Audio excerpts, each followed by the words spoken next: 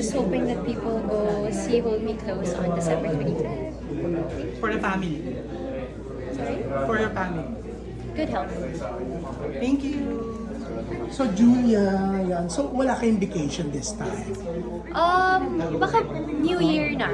After na natin. Yes, after na. Saan plano niyo? Wala pa, actually. Masyadong busy yung lahat ngayon para makapagplano. Pero we'll figure it out. Right now, focus muna kami sa pag-iipon. Yeah, yeah. Si Gerard usually tumutulong siya sa mga movies mo, di ba? Nagtutulungan kayo sa mga projects mo. So, nandun din siya sa premiere night.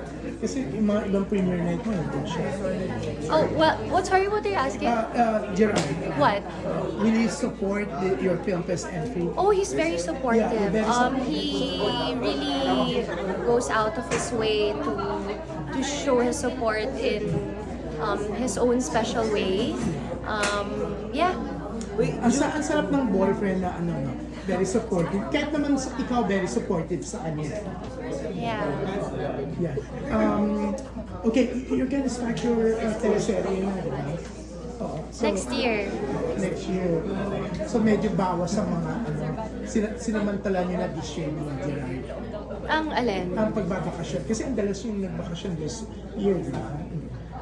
Sakto lang naman this year. We always find time naman. We always find time. So,